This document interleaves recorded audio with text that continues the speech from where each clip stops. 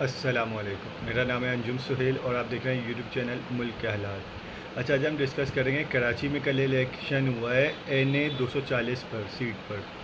MQM के MNA इंतकाल फरमा गए थे, तो उसके बाद उस पर बाई इलेक्शन हुआ है नया। पीटीआई ने इस इलेक्शन का बाइकआउट किया हुआ था। उस वक्त तक पीटीआई इलेक्शन में शामिल होने के मतलब मूड में नहीं थी या उनकी पॉलिसी नहीं थी।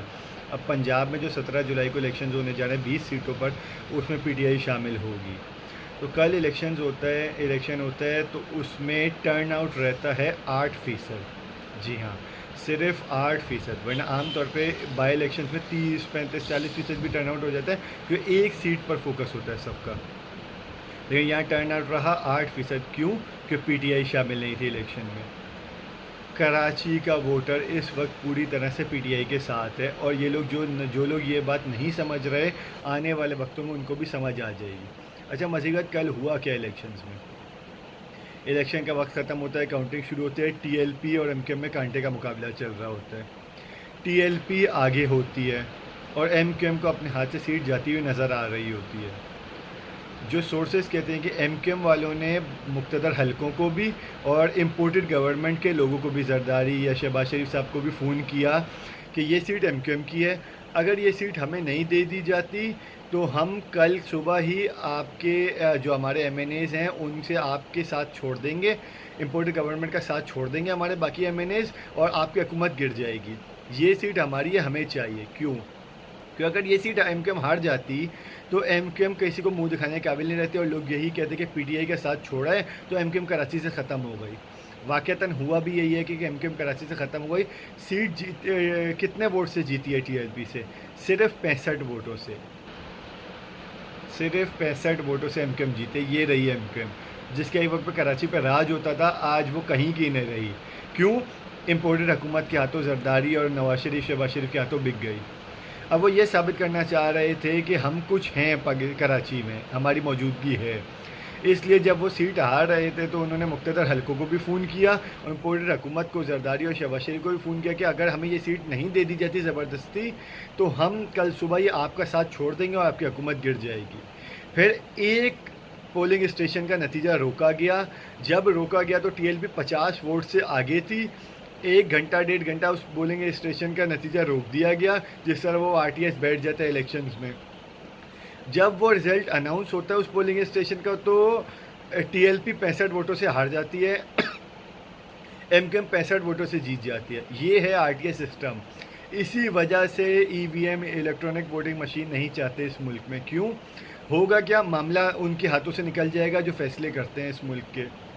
मुझे एक बात बताएं, शनाख्ती कार्ड आप बनाने जाए, कोई बच्चा 18 साल का होता है, सीएनआईसी बनाने जाता है, वो बायोमेट्रिक करता है। सिम ख़रीदें, सिर्फ पाकिस्तान में तकरीबन हर बंदे के पास सिम है, गांव देहात में लोगों के पास सिम है, बगैर पढ़े लिखे लोगों के पास सिम है। सिम खरीदते हुए भी अंगूठा लगाना पड़ता है, बायोमेट्रिक तस्दीक होती है। कोई और काम आप करें, कोई वेरिफिकेशन हो, पासपोर्ट बनवाना हो, कोई वेरिफिकेशन हो, आप बायोमेट्रिक तस्दीक करते हैं। लेकिन वोटिंग मशीन बायोमेट्रिक से नहीं हो सकती। क्यों? क्योंकि जिन लोगों ने फ़ैसला चेंज करना होता है रातों रात, उनके हाथ से गेम निकल जाएगी। अगर इलेक्ट्रॉनिक वोटिंग मशीन हुई, 5 बजे वोट ख़त्म होंगे, 6 बजे रिजल्ट अनाउंस हो जाएगा सब जगह का, तो उनके हाथ में क्या रहेगा जिन्होंने ये फ़ैसले चेंज करवाने होते हैं। जैसे कल रात को फैसला चेंज हुआ, ये सीट टीएलपी जीत चुकी थी, उसको जानबूझकर हराया गया है। और टीएलपी वालों को सवाल पूछना चाहिए क्यों हराया गया है। एक पोलिंग स्टेशन के, जब सारे पोलिंग स्टेशन के नतीजे आ गए, तो एक पोलिंग स्टेशन का नतीजा 1-1.5 घंटा क्यों रोका गया? और कंफर्म सोर्सेज ये इतलात दे रही हैं कि मुक्तदर हलकों को भी एमक्यूएम की जानिब से फ़ोन किया गया, और एमक्यूएम की जानिब से शहबाज शरीफ और ख़ासतौर से जरदारी साहब को फ़ोन किया गया कि ये सीट हमें चाहिए, अगर ये सीट हमें नहीं मिलती तो हम कल ही हुकूमत का साथ छोड़ देंगे, हुकूमत का तख्ता उलट जाएगा। तो ज़बरदस्ती ये सीट एमक्यूएम को दिलाई गई है, और ये कौम के लिए एक सवाल है। यूं ही हर इलेक्शन में ज़बरदस्ती जिसका दिल करता है उसको सीट दिला दी जाती है। कुछ लोग मौजूद होते हैं जो ये फैसले रातों कर रहे होते हैं, और इसी वजह से ईवीएम नहीं लाने दे रहे। ये वोटिंग मशीन आ गई तो उनकी इजारदारी ख़त्म हो जाएगी इस वोटिंग के प्रोसेस से। अगर यूं ही सिलसिला चलता रहा तो जो 17 जुलाई को जो 20 सीटों में पंजाब में इलेक्शन है, वहाँ भी रातों रात सीट बदल सकती है, वोट बदल सकते हैं। 2022 या 2023 जब भी इलेक्शन होते हैं तब भी रातों रात फैसले चेंज हो सकते हैं। 2013 में नवाज शरीफ साहब 9 बजे स्पीच करते हैं, मुझे 2/3 मेजॉरिटी चाहिए, इलेक्शन के रिजल्ट रोक दिए जाते हैं, 1 बजे रिजल्ट जारी होता है, 4 घंटे इलेक्शन के रिजल्ट रुकते हैं, 1 बजे उनको 2/3 मेजॉरिटी दे दी जाती है। ये सिलसिला चल रहा है मुल्क में, यूँ होता है वोट। तो खुदारा कुछ आवाम पर रहम करे, आवाम का एतमाद वोट से ना छीने, आवाम को वोट में कुछ दिलचस्पी जो बाकी है वो बाकी रहने दें। और पीटीआई इस मुल्क की साबित हो गया कि पूरे मुल्क की पार्टी है, चाहे सिंध हो, चाहे पंजाब, बलूचिस्तान, केपी के हर जगह की पार्टी है।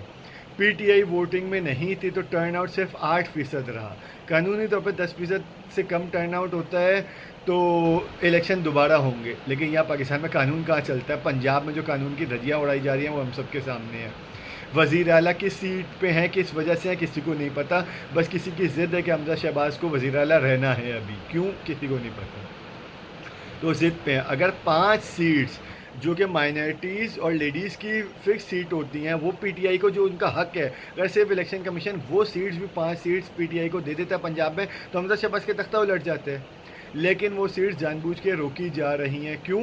ऊपर से ऑर्डर नहीं है सीट्स देने का। ये मुल्क में हो रहा है आवाम के वोटों के साथ, तो आवाम को अब निकलना पड़ेगा। जब तक आवाम इसके ख़िलाफ़ आवाज़ नहीं उठाएगी यही हाल होता रहेगा। आज टीएलपी के साथ हुआ है, कल पंजाब में पीटीआई के साथ होगा, बाकी पूरे मुल्क की वोटों की तौहीन तो होती ही रहती है पाकिस्तान में। आवाम किसी और को वोट डालती है, रिज़ल्ट किसी और के हक़ में निकल जाता है, क्यों? क्योंकि रिज़ल्ट आरटीएस रोक दिया जाता है, फिर जिसको दिल करता है उसको जितवा दिया जाता है, जैसे कल कराची में हुआ। ईवीएम इलेक्ट्रॉनिक वोटिंग मशीन आ जाती है तो सब की इजादारी ख़त्म हो जाएगी और आवाम के वोट से हुकूमत सेलेक्ट होगी, लेकिन यही तो वो लोग नहीं चाहते। ये सिलसिला था NE 240 का। आवाम को आवाज़ उठानी चाहिए ईवीएम के लिए भी और इस इम्पोर्टेड हुकूमत के ख़िलाफ़ भी। और ये जो ड्रामेबाजी चल रही होती है, रात को अचानक आरटीएस बैठता है और किसी को भी जितवा दिया जाता है, जीते वाले को हरा दिया जाता है, हराने वाले को जितवा दिया जाता है। 2018 में ख्वाजा आसिफ साहब का जैसे आता है कि उन्होंने किसी चीफ साहब को फ़ोन किया और कि मैं सीट हार रहा हूँ, कुछ टाइम बाद आरटीएस बैठा और सीट उनको जितवा दी गई। 20 से 25 सीटें कंफर्म सोर्सेज कहते हैं कि पीटीआई को जानबूझकर 2018 में हराई गई थी और मुख्तलिफ़ पार्टियों को वो दी गई थी ताकि अपनी मर्ज़ी के ब्लैकमेलिंग करवा के अपनी मर्ज़ी के फ़ैसले करवाए जाएँ। ये है मुल्क की सियासत की असलियत। पीटीआई वालों को जागना पड़ेगा।